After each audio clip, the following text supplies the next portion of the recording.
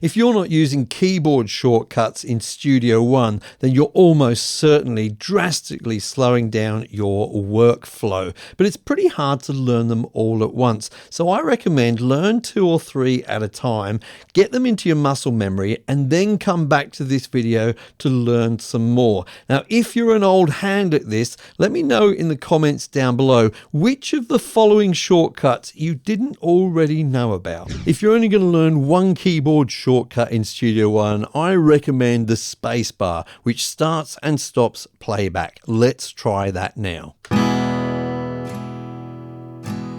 And you may have noticed when I used it to stop playback, the playhead also returned back to where we started. But you can change that behavior if you want by holding Alt on Windows or Option on Mac and then pressing 0 on your numpad. Now I've just done that, and let's see how it affects the behavior of the spacebar.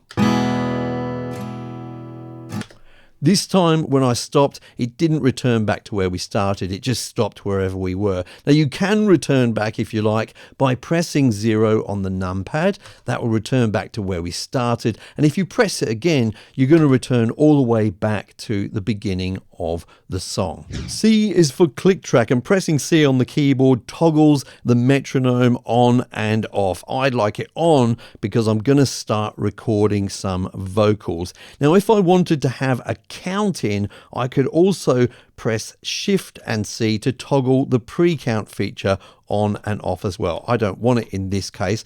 I'm going to start recording by pressing asterisk on my numpad. And I'm going to stop recording, by the way, by pressing space on my keyboard when everything goes horribly wrong. Don't turn the light on too soon when I didn't like that at all. So I press space on my keyboard to stop. I'm going to press 0 on my numpad to return back to the beginning there. And while that event is still selected, I'm going to press delete on my keyboard to delete the event. But there's actually a much better way of doing this when you find that your recording has gone horribly wrong. I'm going to do the same again, but this time I'm going to press Ctrl Z to restart my recording process. Let's do that. Don't turn the light on too soon when So I pressed Ctrl Z, and you will have noticed that it stopped, it returned the playhead back to where we started, and it deleted that event. As you can see, I've got an audio event here colored in blue, and it's sandwiched in between these green ones. Now sometimes as the playhead crosses from one audio event to another, you can get some unwanted sort of pops and clicks. Now one solution for this is to create crossfades. So I'm going to select the first of these events, hold Shift on my keyboard, and then select the blue one here, and then I'm going to press X on my keyboard.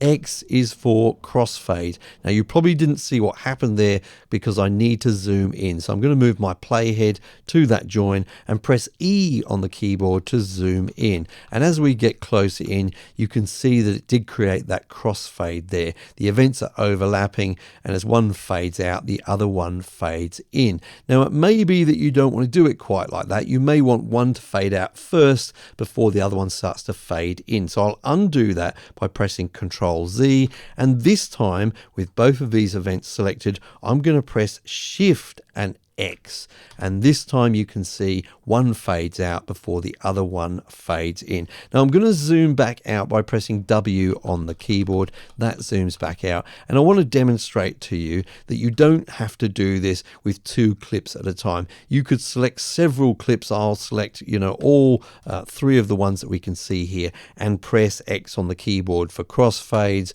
or Shift X for auto fades. Now what I could have done earlier to select all of the events on a particular track is to make sure the track is selected, hold Control on PC or Command on Mac, Shift, and also A. A is for all, and that will select all of the events on that particular track. Now I may want to do that so that I can kind of join them together, and there's a couple of distinct ways that we can do that in Studio One.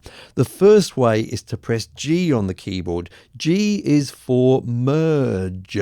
And if I do that, you can see that they've all been joined together. But importantly, the underlying events are still there and can be edited, but not directly in a lot of cases from the arranger view here. If we want to go in and actually edit those underlying events, we can press F2 on the keyboard to bring up the editor, and now we can see those original events. And from there we can go ahead and do edits, things like, I don't know, adjusting the clip gain here, or creating a fade in here with this particular clip, whatever you normally do with events in the arranger. So that's one way of doing things, but I'll undo all of that so that it's individual events again. Now, what if I just wanted this to be one new joined audio clip? Well, again, with them all selected, I can hold Control on PC or Command on Mac and press B. B is for bounce, and that permanently sort of joins all of these together in one event, and I can go ahead and do all my editing directly from the arranger here. It's always worth remembering that pressing F4 on your keyboard toggles the inspector panel on the left hand side. Now, the inspector is useful for additional functionality for a track or additional information. Likewise, pressing the F5 key toggles the browse panel on the right hand side. Now, within the browse panel, we can see a number of different tabs, which I'm selecting with my mouse now, but it's probably much quicker to use F6 through to F10 to access those tabs directly. And you can even do that with the browse panel closed. So for example, if I've got browse closed, but I press F7 on my keyboard, it opens up the browse panel directly to the effects tab. As discussed earlier, pressing F2 on the keyboard reveals the edit panel. Now, what appears there depends on what you have selected in the arranger at the top. In this case, I'd selected an audio event, so we see an audio editor. But if I'd selected a MIDI event or a virtual instrument like so, I may see the piano roll there, or if it's a drum instrument, I may see the drum editor. Now, pressing F3 on the keyboard reveals the mix view, or as I sometimes call it, the console view. Interestingly, if you hold Shift on the keyboard now and press F3, you can condense that view, eliminating the inserts and send section like so, okay? That's useful if you've got limited real estate on your screen. Now, with both of these views, the edit view and the mix view, they are both detachable and dockable. They're both docked at the moment, but if I, for example, hold down Control and now press F3, you can see that the mix view becomes detached. Do the same again and it attaches it down to the bottom of the screen, or docks it. And we can do the same with that edit view, as I said earlier. So I'm holding Control and pressing F2, and we can see that that's detached, and now I can dock it again. Earlier, we zoomed in by pressing E and zoomed out by pressing W, and it centered that zoom around the position of the playhead. But you can also zoom in this way using the mouse wheel. Just hold down the Control or Command on Mac and Shift keys at the same time, and you can zoom in and out in the same way. Only this time it's going to center around wherever your mouse is on the screen, okay? So it zooms in a slightly different way, and that can be a really quick way to zoom in and out. You can zoom vertically by just holding the Control key like so, and then you can sort of expand the size of those lanes there like that. Also, using the mouse wheel, it's very handy to use it to scroll up and down, of course, but if you hold the Shift key, you can scroll from left to right. If you ever want to return a control on the screen back to its default value, then Studio One has you covered with the Control key on Windows or Command on Mac. So for example, if we want to return this fader here back to unity gain, I just hold Control on PC or Command on Mac, click on that control, and it returns back to its default value. It's going to work on things like panning up here as well, and even with situations where, for example, we've got these dividers at different heights on different tracks. If I just hold Control on PC or Command on Mac and click on one of these dividers, then they will all sort of default to being in line with each other again. This also works with plugins. So I'm going to open a whole bunch of plugins up now, even if they're third-party plugins. So for example, I'll go to this one at the top here, hold Control, click on the control here, sorry, Command on Mac as well, click on that, and then it returns to its default value. That's going to work with most, if not all, plugins that you'll use. Now you may be wondering, how did you just open up all of those pin plugins in one go like that? Well, I can toggle all of my pin plugins using the F12 key on the keyboard. I can toggle them off and on like so. And if I hold down Shift and press F12, I go all the way back to only showing the arranger view.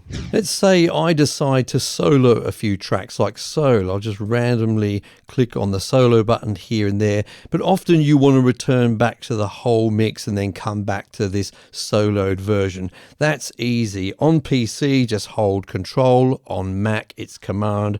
Hold Shift and press S for solo, and that toggles that soloed situation off and on. And the same works for mute. I'll just mute a number of different things here, and then I will hold Control on PC, Command on Mac, Shift and M for mute. And again, I can toggle my muted version on and off. It's pretty tiresome to keep having to go up to the top of your screen to select one of these tools up here, and much quicker to use numbers 1 through to 8 at the top of your keyboard. So for example, if I quickly wanted to access the split tool, I could press 3 and the split tool is selected, or 4 for the erase tool, etc., 1 for the arrow tool.